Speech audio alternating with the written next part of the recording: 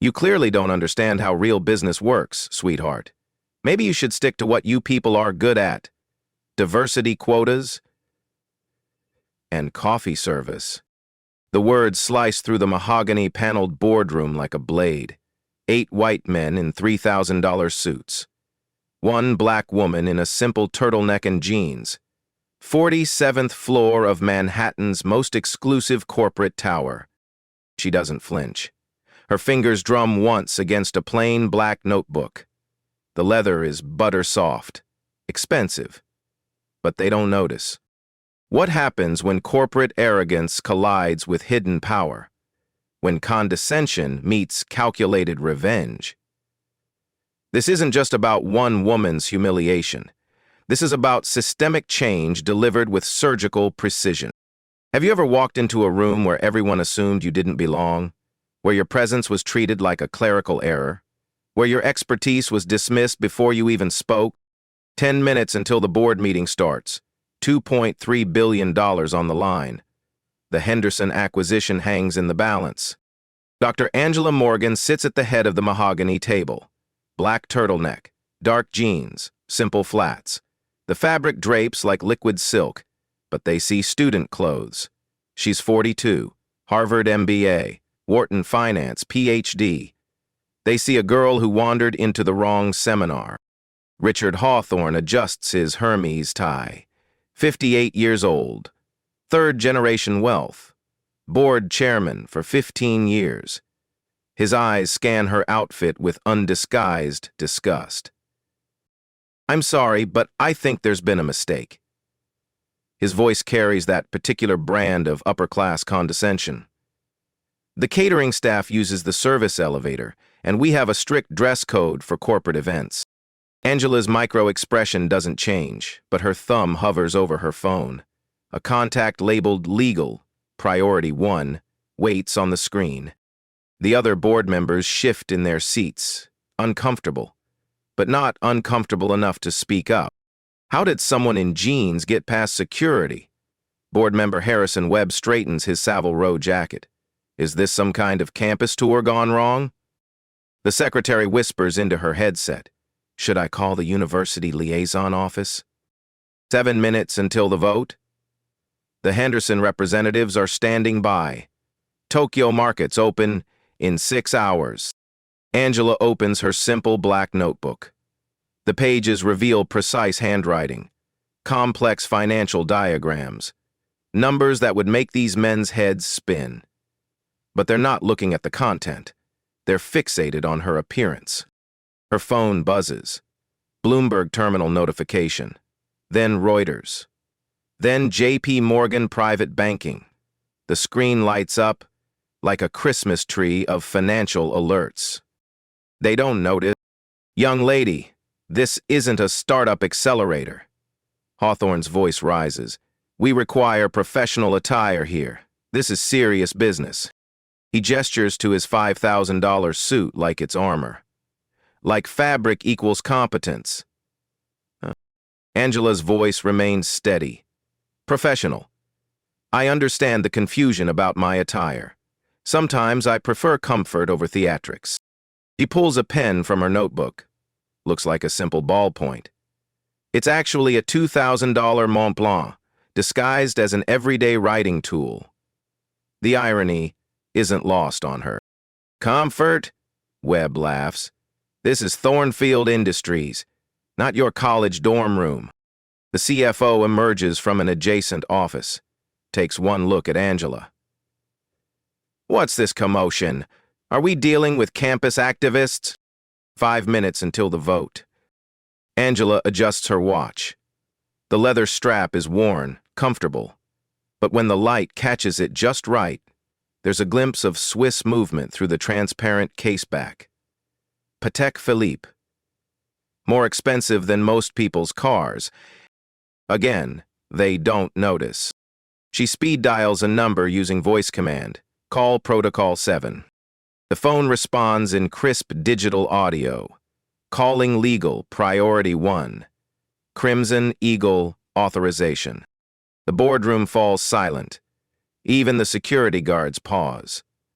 What the hell is Crimson Eagle? Hawthorne mutters. Angela doesn't answer. She's typing on her phone now.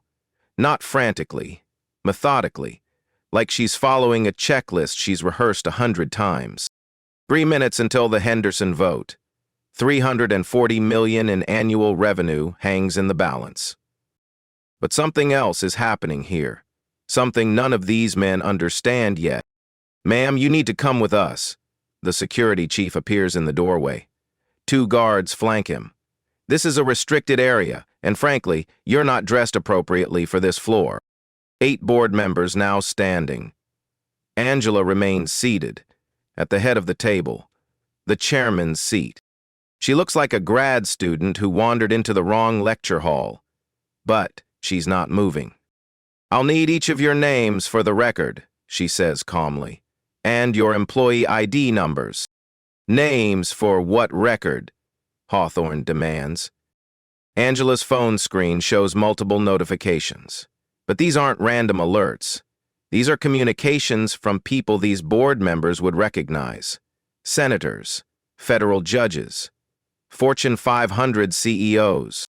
She declines a call from Senator Williams' private line. Mr. Hawthorne, I need to ask you something important. She stands slowly. The simple turtleneck moves like expensive silk, because it is expensive silk, custom woven.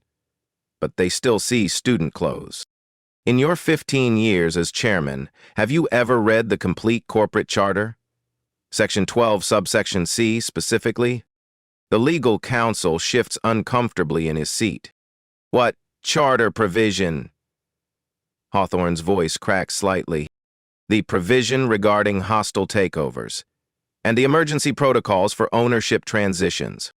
He places a single document on the table, pulled from her simple notebook. But the paper is legal letterhead, embossed, expensive. This is a Schedule 13D filing, filed with the SEC at 9:47 a.m. this morning, 1 minute until the scheduled vote. It concerns a controlling interest acquisition of Thornfield Industries. The silence is deafening. The boardroom transforms into a theater of humiliation. Security guards block the exits. Executive assistants whisper into headsets. The CFO calls for backup. We have a casually dressed intruder in the boardroom, the assistant reports, requesting additional security. Angela remains calm. She begins typing on her phone again. The screen shows apps these board members have never heard of. Bloomberg Terminal, Reuters Icon, Federal Reserve economic data. Tools that cost more per month than most people's salaries. They're still staring at her jeans. Ma'am, you're in violation of corporate security protocols, the security chief announces. You need to leave immediately. I'll need your badge number too, Angela responds. For the documentation. What documentation? Webb demands. Angela doesn't answer.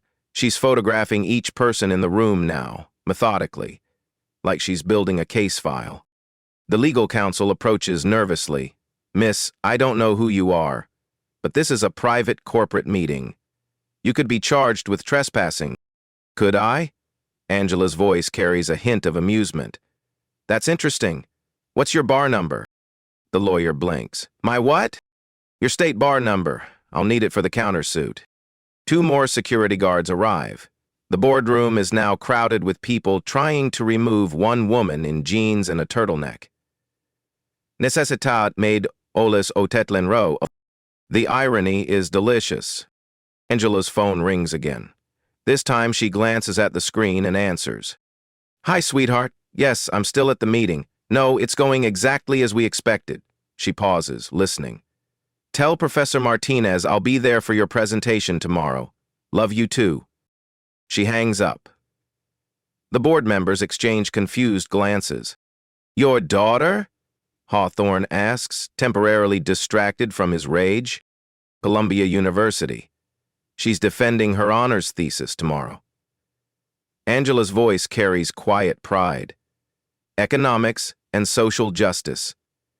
She's studying corporate discrimination patterns in Fortune 500 companies. The room temperature seems to drop several degrees. How convenient, Hawthorne mutters. 8 board members, 6 security personnel, 2 legal assistants, all focused on removing one woman who refuses to acknowledge their authority. You have exactly 30 seconds, Hawthorne declares, his face flushed red. Explain who you are and why you're dressed like a college student in my boardroom. Or, I'm calling the police. Angela closes her notebook, stands slowly. The simple black turtleneck catches the light differently now. The fabric's quality becomes undeniable to anyone actually looking. Mr. Hawthorne, before we continue, I need to inform you that this conversation is being recorded. Recorded? The security chief steps forward. Ma'am, that's illegal without consent. Angela tilts her head slightly. Actually, in New York, only one party needs to consent to recording. That would be me. Also, as of 9:52 a.m. this morning, I have legal authority to record all activities in this boardroom. She pulls out her phone. The recording app shows 43 minutes and counting. Legal authority? The corporate counsel's voice cracks. Under what statute? Delaware General Corporation Law, Section 1811. Majority shareholder rights supersede all board privacy expectations. The words hang in the air like smoke from a discharged weapon. Majority shareholder? Webb's laugh sounds forced. Lady, I don't know what game you're playing, but 51.3%, Angela interrupts. Acquired through 7 shell companies over 18 months. The acquisition was completed at market close yesterday. She places another document on the table. This one has official seals. Government letterhead. Securities and Exchange Commission filing 13D, submitted at 9:47 a.m. You should have received email notification at 9:52 a.m. Hawthorne fumbles for his phone. His face goes pale. That's impossible. Someone would have told me. Check your spam folder, Angela suggests helpfully. The CFO is already on his laptop. His fingers fly across the keyboard. His expression shifts from confusion to shock to something approaching terror. Richard, he whispers. The filing is real. She owns... Jesus Christ, she owns the company? The security guards look confused. Do they escort out the owner? Do they arrest the board? Nobody trained them for this scenario. Angela's phone buzzes with another call. Henderson Industries, CEO direct line. She answers. Jack, perfect timing. Yes, I'm in the Thornfield boardroom right now. The vote? Well, there's been a slight change in management structure. She listens for a moment. No, the acquisition is still on track. Better than on track, actually. I'll have the new board approval within the hour. The Henderson CEO's voice is loud enough for others to hear. New board? What happened to Hawthorne? Mr. Hawthorne is, transitioning to new opportunities. Angela replies diplomatically. She ends the call, looks around the room. 8 board members, 6 security guards, 2 lawyers, all staring at her like she's just performed magic. Now, shall we discuss the Henderson acquisition? Or would you prefer to continue debating my wardrobe choices? The boardroom has become a pressure cooker. Tensions rise with each passing second. The Henderson deal deadline looms. Stock markets are watching. Billions in shareholder value hang in the balance. But something else is happening. Something deeper. Angela walks to the floor-to-ceiling windows. Manhattan spreads below like a concrete and steel chessboard. She's been planning this moment for months. You know what I find fascinating about corporate culture? She says without turning around. The assumption that expensive clothes equal intelligence, that appearances determine competence. She faces the room again. I dressed simply today for a reason. I wanted to see how you'd treat someone who didn't fit your aesthetic expectations. This is ridiculous, Webb protests. You can't judge our entire corporate culture based on one misunderstanding. Misunderstanding? Angela's voice cuts through his protest like a scalpel. Mr. Webb, I've been recording interactions in this company for 12 weeks. She opens her notebook again. Page after page of detailed observations. Times, dates, names, direct quotes. I worked in your customer service department. Jeans and simple shirts every day. You know what I learned? How your managers speak when they think no one important is listening. The corporate counsel shifts nervously. You worked undercover? That could constitute fraud. Could it? Angela's smile is razor sharp. My employment was completely legal. I used my legal name, passed all background checks, received paychecks that were properly taxed.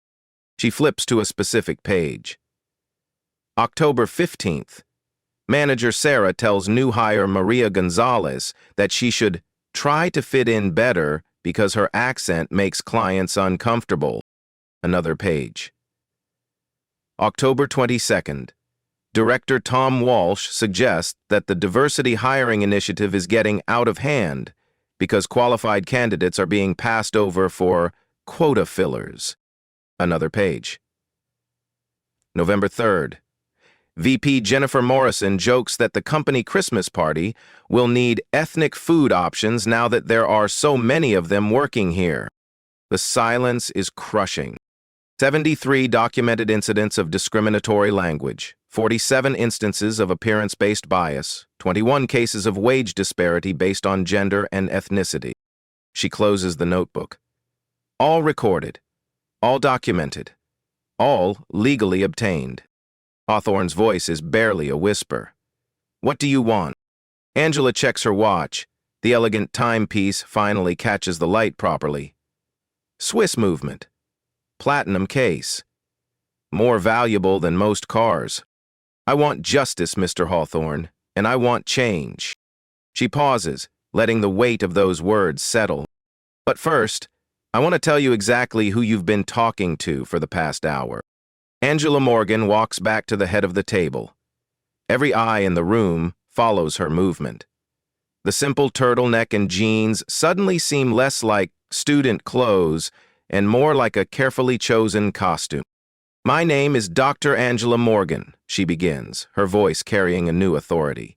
23 years in private equity, $47 billion in transactions. I've purchased and restructured 127 companies.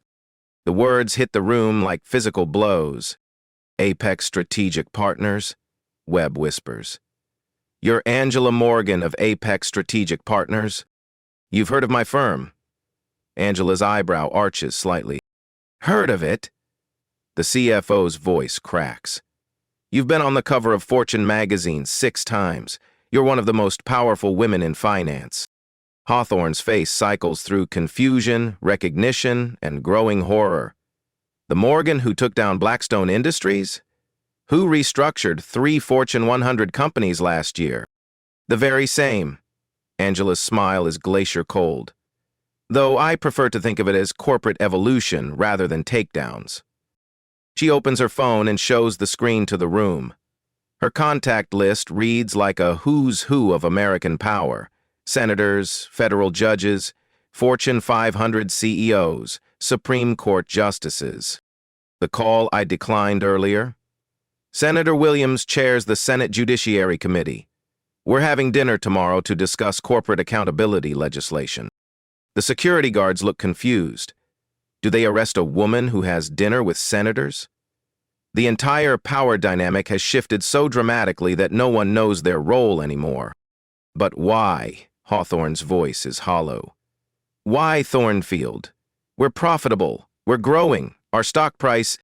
Your stock price is artificially deflated due to reputational damage, Angela interrupts. 17 discrimination lawsuits in 5 years, 89 million in settlements. All sealed, all buried, all creating liability clouds that sophisticated investors recognize. She pulls out a tablet, swipes to a detailed financial analysis. I acquired 51.3% of Thornfield for $1.2 billion. That's a 35% discount from fair market value. You know why? Because institutional investors won't touch a company with your discrimination record. The numbers flash on the screen. Acquisition costs, market valuations, projected returns. In 18 months, I've quietly purchased shares through Morgan Holdings, Pinnacle Investments, Sterling Capital, Genesis Partners, Meridian Assets, Phoenix Holdings, and Crescendo Financial. 7 shell companies. All completely legal. All properly disclosed to regulatory authorities. But the board, notifications, the corporate counsel stammers. Check Section 47 of your shareholder agreement, Angela replies. Acquisitions under 10% per entity don't require individual board notification. Only cumulative holdings above 50% trigger immediate disclosure requirements. She slides a thick legal document across the table, which happened yesterday at 4:17 p.m. Eastern Standard Time. The boardroom has transformed from a place of corporate power to something resembling a courtroom.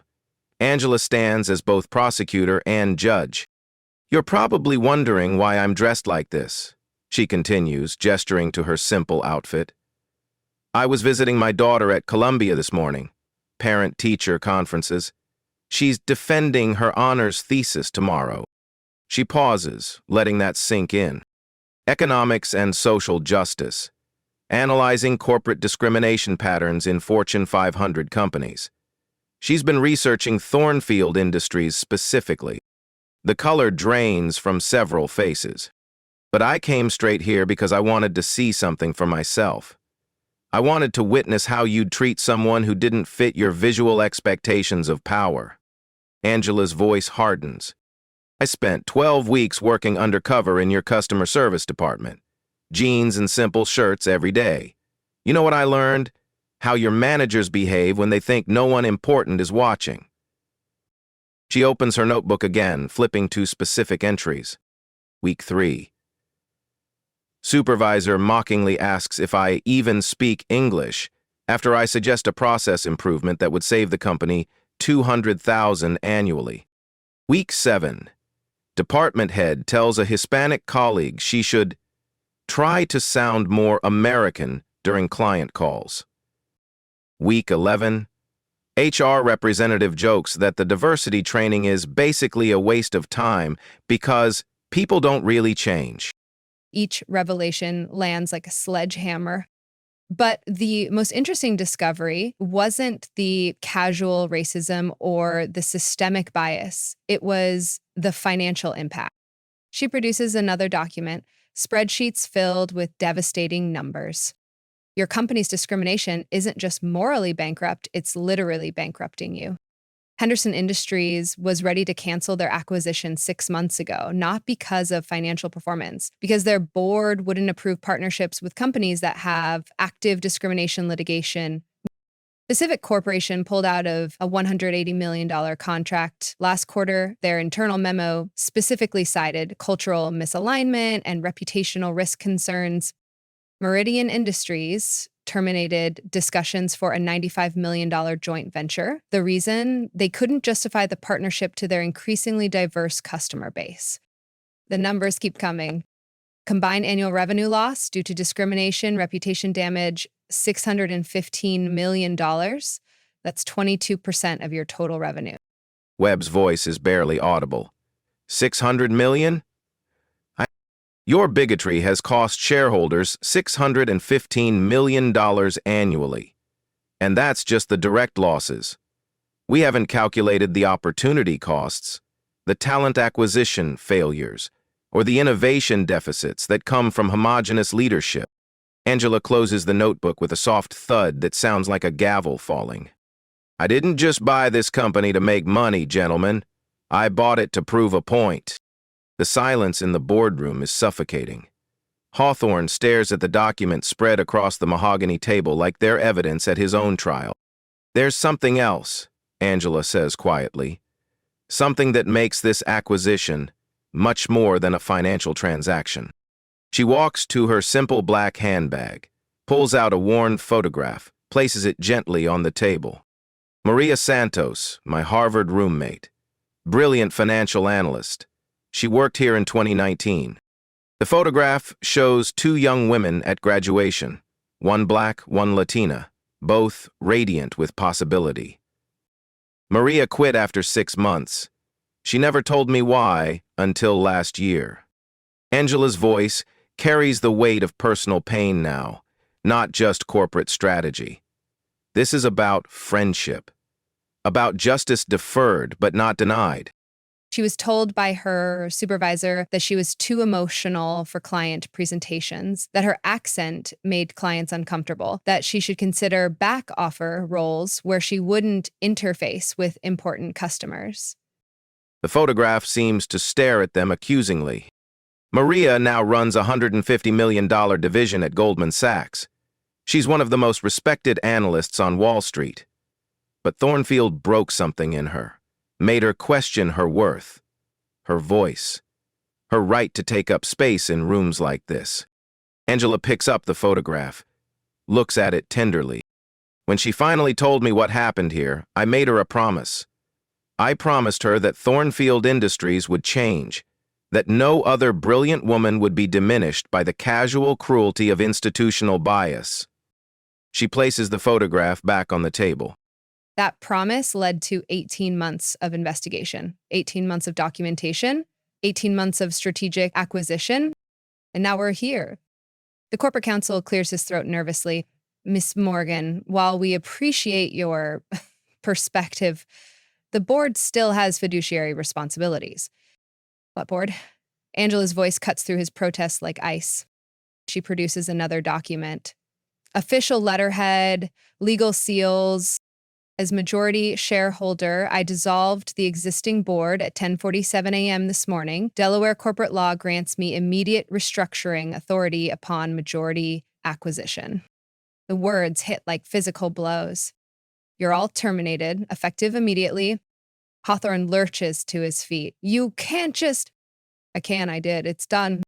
Angela checks her elegant watch. The Swiss movement catches the light, finally revealing its true value. New board members have already been selected. They'll be here within the hour to approve the Henderson acquisition, ratify the Pacific Corporation partnership, and finalize the Meridian Industries joint venture. $615 million in annual revenue, restored within 90 days. She looks around the room at the faces of men who controlled billions of dollars in assets 60 minutes ago and now control nothing. Gentlemen, you've just experienced the most expensive lesson in corporate accountability in American business history. The boardroom clears like a crime scene. Former executives shuffled toward the elevators, their 15-year reign ending, not with conquest, but with quiet capitulation. Angela checks her watch. 28 minutes until the new board arrives. Her phone buzzes. Text message from Maria CFO, designate. I'm in the lobby, ready to change the world. Angela smiles. The first genuine expression of joy she's shown all day. She texts back. Come on up. Time to keep that promise. 5 minutes later, Maria Santos enters the boardroom. Elegant, confident, carrying herself like the Goldman Sachs executive she became after Thornfield tried to break her. You actually did it, Maria whispers, looking around the mahogany-paneled room that once represented her professional nightmare. We did it, Angela corrects. Your courage to finally tell me what happened here made all of this possible. They embrace. 2 Harvard roommates, 2 brilliant women, 2 survivors of institutional bias who refused to stay silent. The new board members are extraordinary, Angela continues.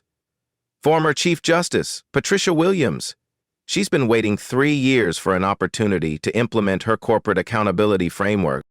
Dr. James Chen from Harvard Business School. He literally wrote the textbook on inclusive leadership strategy.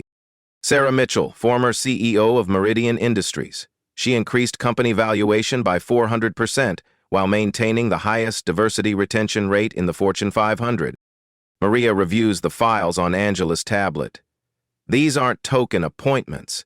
These are genuine corporate leaders. Exactly. No symbolism, no politics. Just proven competence and demonstrated commitment to systemic change. Angela's phone buzzes. Henderson Industries in lobby, ready for signature. 20 minutes early. Even the clients are eager to work with the new Thornfield. First board vote in 18 minutes, Angela announces. Henderson acquisition, $340 million annually. Pacific Corporation partnership, $180 million annually. Meridian joint venture, $95 million annually. $615 million in annual revenue, restored in a single afternoon. Maria shakes her head in amazement. Hawthorne spent 5 years losing those contracts. You're recovering them in 5 hours. That's the power of accountability, Angela replies. When you remove the toxic elements, healthy growth becomes inevitable. The elevator dings.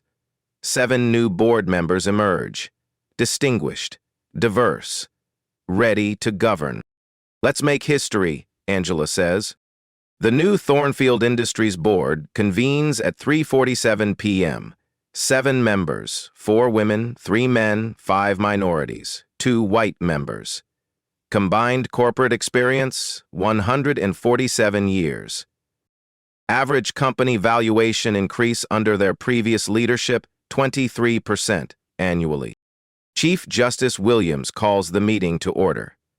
First item, ratification of new corporate governance protocols. The vote is unanimous, 7-0. Second item, approval of Henderson Industries acquisition. Henderson's CEO participates via video conference. We're thrilled to finally move forward with this partnership. The new leadership structure addresses all our previous concerns about cultural alignment. Unanimous approval, 7-0. $340 million in annual revenue, secured. Third item, Pacific Corporation Partnership Agreement. Pacific's representatives are physically present. We've been waiting 18 months for Thornfield to demonstrate genuine commitment to inclusive business practices. Today's restructuring exceeds our expectations. Unanimous approval, 7-0. $180 million in annual revenue, secured. Fourth item, Meridian Industries joint venture. Former CEO Sarah Mitchell recuses herself due to potential conflict of interest. The remaining 6 members vote. Unanimous approval, 6-0. $95 million in annual revenue, secured. $615 million, recovered in 4 hours and 13 minutes. Final item, Chief Justice Williams announces. Implementation timeline for comprehensive corporate accountability measures. The scope is breathtaking. Real-time diversity dashboard launches Monday. Public transparency regarding all hiring, promotion, and retention metrics. Anonymous reporting system goes live Wednesday. External auditing by Deloitte. No internal review processes. Employee equity sharing program begins Friday. Every employee receives actual ownership stakes, not just stock options. Huh? Executive compensation tied to diversity metrics effective immediately.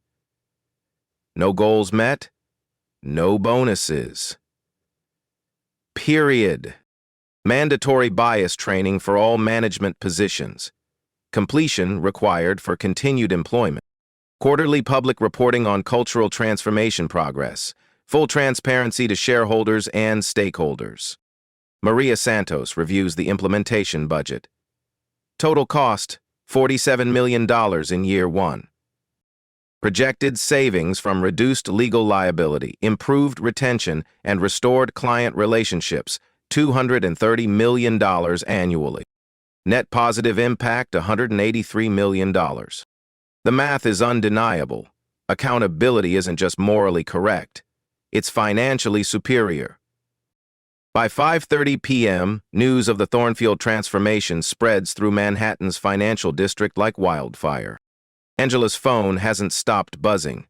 CEO calls, media requests, congressional inquiries. Reuters wants an exclusive interview, her assistant reports. Wall Street Journal is requesting comment.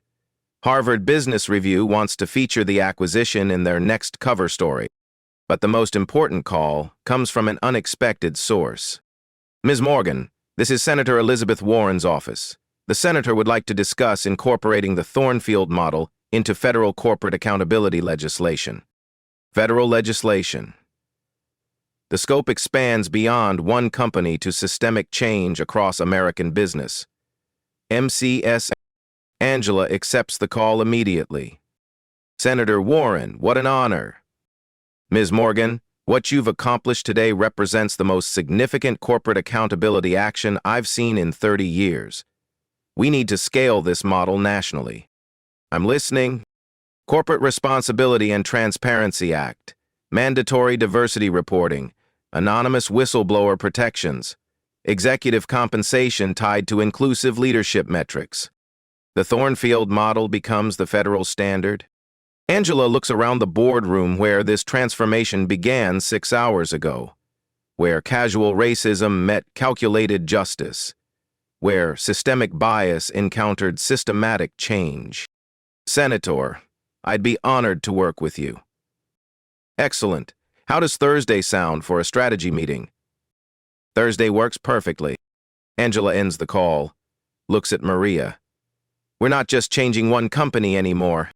We're changing the entire system. The mahogany boardroom transforms into an execution chamber. 8 men who controlled billions 60 minutes ago now stand like defendants awaiting sentencing. Angela walks to the head of the table, the chairman's seat, her seat now. Gentlemen, let me introduce you to your new reality. She opens her tablet, displaying a comprehensive corporate restructuring plan.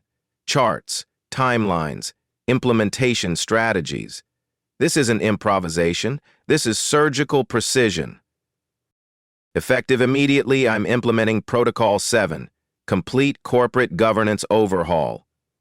What's Protocol 7? Webb's voice cracks. Emergency restructuring procedures for companies with systemic discrimination liability. I developed it after acquiring 3 other Fortune 500 companies with similar cultural challenges. The numbers on her screen tell a devastating story. Thornfield Industries' market capitalization as of yesterday, $4.2 billion. Annual revenue, $2.8 billion. My acquisition cost, $1.2 billion. 35% below market value due to discrimination. Reputational damage. Henderson deal annual value, $340 million. Pacific Corporation contract, $180 million annually. Meridian Industries joint venture, $95 million annually. Each number lands like a physical blow. Combined revenue recovery, $615 million annually. That's a 51% return on my investment in year 1 alone. Hawthorne slumps in his chair. This is impossible. You can't just walk in here and what, Mr. Hawthorne? Buy your company? Restructure your board? Implement accountability measures? Angela's smile is razor sharp. I just did. She gestures to the security guards, who now look to her for direction. Corporate security. Please escort the former board members to the lobby. Their building access has been revoked. Personal items will be shipped within 48 hours. You can't do this. Hawthorne's composure finally cracks completely. I've been with this company for 15 years. I built this place. You built a toxic culture that cost shareholders $600 million annually, Angela replies calmly. That's not building. That's destruction. The security chief approaches hesitantly. Ma'am, do you have documentation for the ownership transfer? Angela produces a thick folder. Securities filings, legal documents, court orders, everything bearing official seals and signatures. Delaware General Corporation Law, Section 141, Majority shareholder rights supersede all existing board authority. Legal counsel can verify if needed. The corporate lawyer frantically scrolls through legal databases on his phone. His face goes pale. It's legitimate. The acquisition is legally binding. She has absolute authority. Ah! Angela stands at the floor-to-ceiling windows.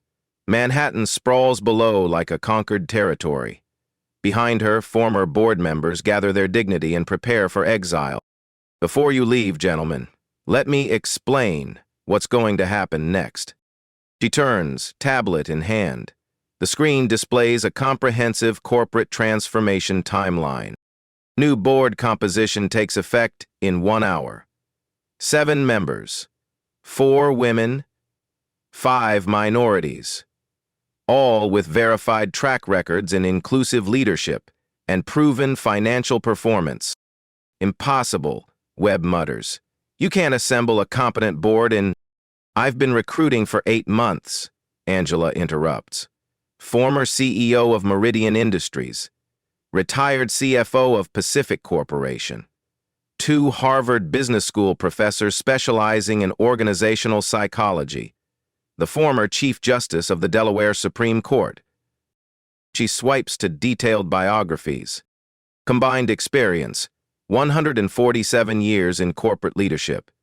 Average return on equity under their management, 23% annually. The numbers are staggering. New corporate policies take effect Monday morning. Every employee receives equity shares, not stock options, actual ownership stakes. Impossible. Hawthorne protests weekly. The dilution costs alone will be offset by productivity increases and retention improvements. Studies show employee owners increase productivity by an average of 37%. Angela swipes to implementation details. Real-time diversity dashboard goes live on the company website next week. Hiring rates, promotion rates, retention rates, pay equity data. All public, all transparent, all updated quarterly. Anonymous reporting app launches simultaneously. Every complaint investigated by external auditors from Deloitte. No internal review, no corporate protection. Pure accountability. The scope is breathtaking. Executive compensation now tied directly to diversity metrics. No diversity goals met, no bonus. Period.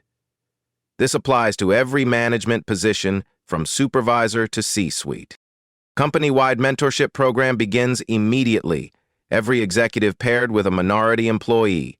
Real relationships, real accountability, real consequences for failure. Webb shakes his head. You're going to destroy the company culture? I'm going to save the company, Angela cuts him off. Your culture was costing $600 million annually in lost contracts, legal settlements, and talent acquisition failures. She displays a projection chart. Conservative estimates show 30% revenue increase within 12 months, 50% improvement in employee satisfaction, 70% reduction in legal liability. And if these projections are wrong, Hawthorne asks desperately. Then I lose $1.2 billion, Angela replies. But given that I've successfully restructured 127 companies using these exact methodologies, I'm confident in the outcome. She checks her watch. The elegant Swiss timepiece catches the light perfectly now. New board arrives in 37 minutes. Henderson executives arrive in 45 minutes. Pacific Corporation representatives arrive in 52 minutes. 3 historic contracts will be approved before market close today. She looks around the room at the faces of men who built an empire on exclusion and watched it crumble in 90 minutes. Gentlemen, your legacy will be serving as the cautionary tale that changed corporate America forever. The boardroom has become a courtroom, and Angela Morgan is delivering the final judgment. You have 2 choices, she announces, her voice carrying the weight of absolute authority. Option 1. Leave quietly. Standard severance packages. Non-disclosure agreements that protect your minimal remaining reputations. No references, but no public humiliation. She pauses, letting that sink in. Option 2. Contest this acquisition, fight the restructuring, challenge my authority. Her smile turned predatory. I should mention that option 2 comes with consequences you haven't considered yet. Angela produces another folder. This one is thicker, more ominous. 18 months of investigation didn't just reveal discrimination patterns. It revealed potential SEC violations, financial irregularities, executive compensation issues that might interest the Internal Revenue Service. The color drains from several faces. Webb, your executive expense account shows 47 dinners at restaurants that don't exist. That's either fraud or the most impressive money laundering operation I've encountered. Harrison, you've been billing personal vacations as client development trips for 3 years. The IRS might find that interesting. Huh? And it's on top of all that crime stuff, too, and forgive my... Morrison, your wife's consulting company has received $600,000 in payments for services that have no documented deliverables. Each revelation hits like a sniper's bullet. And Hawthorne, Angela's voice drops to a whisper. Your personal use of company aircraft for family vacations totals $1.4 million over 5 years. That's a federal crime. The silence is deafening. I have documentation for everything. Receipts, flight logs, bank records, email trails. 18 months of forensic accounting by the same team that helped the FBI prosecute Enron executives. Hawthorne's voice is barely audible. What? What do you want? I want you to walk away. Quietly. Permanently. No media interviews. No tell-all books. No consulting opportunities that trade on your Thornfield experience. Angela stands, gathering her simple notebook and elegant tablet. The Henderson representatives arrive in 32 minutes. I need this boardroom cleared and prepared for actual business. You're destroying everything we built, Webb protests weakly. No, Angela replies firmly. I'm building something better from the ruins of what you destroyed. She walks to the door, then turns back. Maria Santos starts as CFO Monday morning. Her first task will be implementing the financial transparency protocols that will prevent future executive fraud. The irony is delicious, don't you think?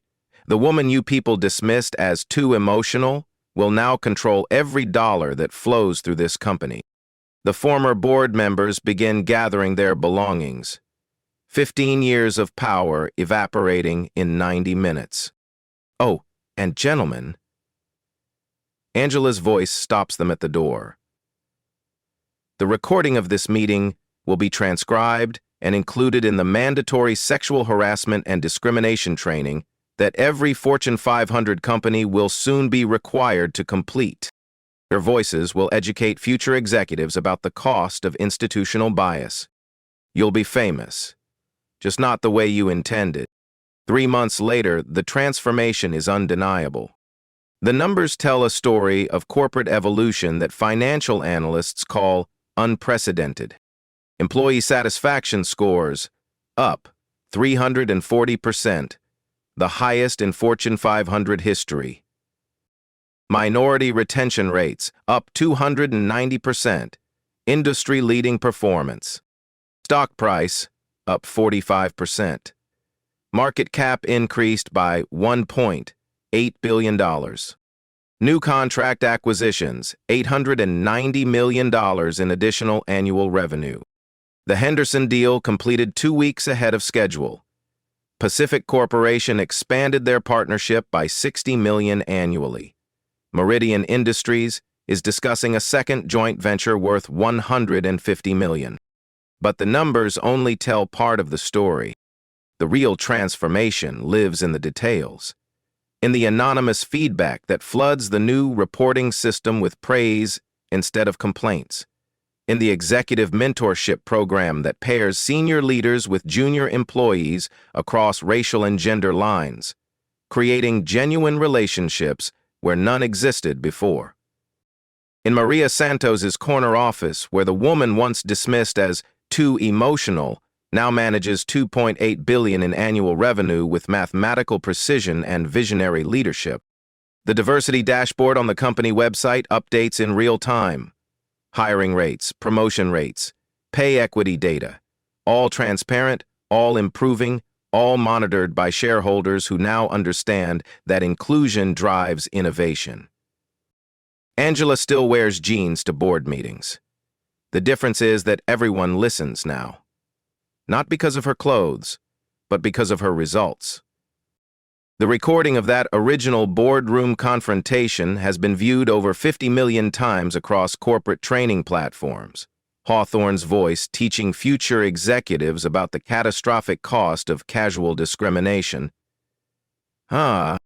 His legacy secured, just not the way he intended. Harvard Business Review featured Thornfield on their cover with the headline, "The Accountability Revolution: How One Woman Changed Corporate America Forever." The Thornfield model spreads across American business like a beneficial virus. 17 Fortune 500 companies have adopted identical protocols, anonymous reporting systems, real-time diversity dashboards, executive compensation tied to inclusive leadership metrics. The Corporate Responsibility and Transparency Act passes the Senate by a margin of 67 to 33. The House approves it with bipartisan support. President signs it into law on a Tuesday morning in the Rose Garden.